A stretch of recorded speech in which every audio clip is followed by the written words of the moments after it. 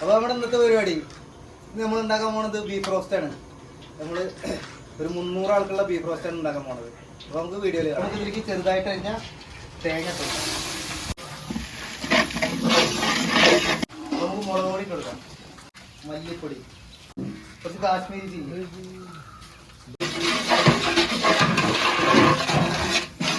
ഇത് നമ്മളെ ഇഞ്ചി വെളുത്തുള്ളി സബോള തക്കാളി ഇട്ടിട്ട് വേവിച്ച് മഞ്ഞപ്പൊടി ഇട്ടാ മസാല കേട്ടോ. കുറച്ച് മസാല ഇട്ട് കൊടുക്കും.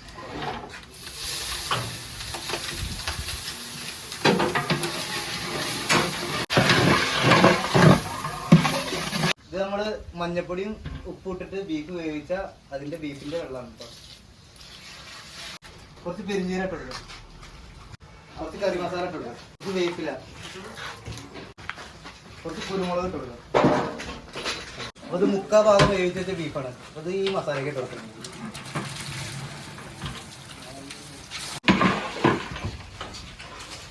ഇത് ഈ ബീഫ് ഈ വെള്ളത്തിൽ കിടന്നിട്ട് നല്ലോണം വറ്റണം കേട്ടോ.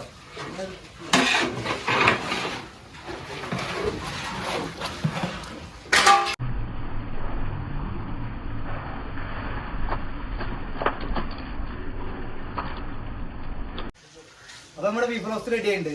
ഇതാ ഗ്രേവി ആ ബീഫിന്റെ വെള്ളത്തിൽ കിടന്നിട്ട് നല്ലോണം വറ്റി കൂപ്പി പൊരിച്ച എണ്ണ ഉരുളിയിൽ ഒഴിച്ചിട്ടുണ്ട്.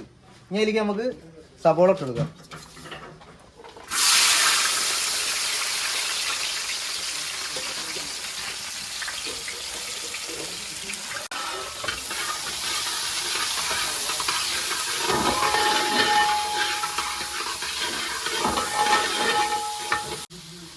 കുറച്ച് ഉപ്പിട്ട് കൊടുക്കാം. ഈ ഉള്ളി വല്ലാണ്ട് വാടാൻ പാടില്ല, ചെറിയൊരു വാട്ടം.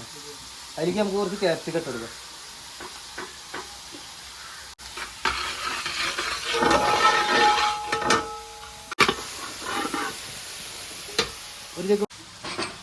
കുറച്ച് മുളക് പൊടി ഇട്ട് കൊടുക്കാം, കുറച്ച് കാശ്മീരി,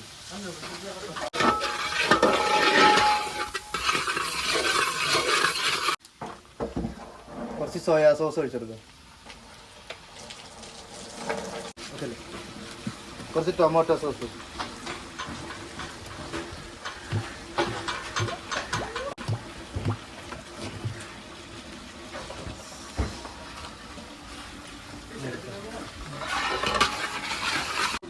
കുറച്ച് വെള്ളം ഒഴിച്ചെടുക്കാം,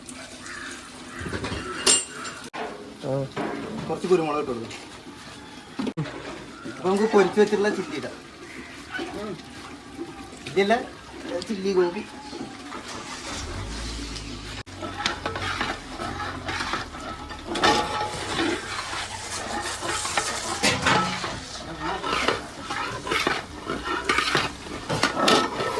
നമുക്കിതിലേക്ക് കുറച്ച് കോൺഫ്ലവർ കലക്കിയ വെള്ളമാണ് ഇപ്പോൾ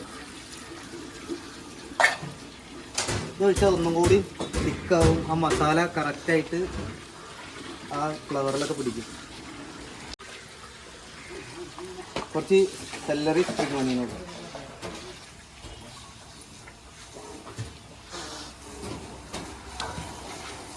കുറച്ച് മല്ലിച്ചപ്പ് ഇട്ട് കൊടുക്കാം.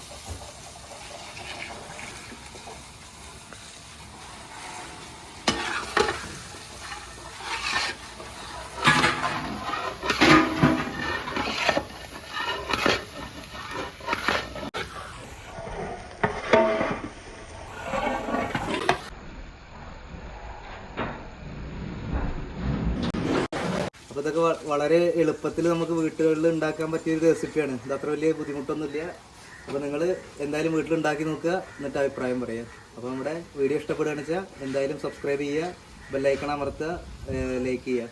ഓക്കെ, അപ്പോൾ അടുത്ത വീഡിയോയിൽ കാണാം.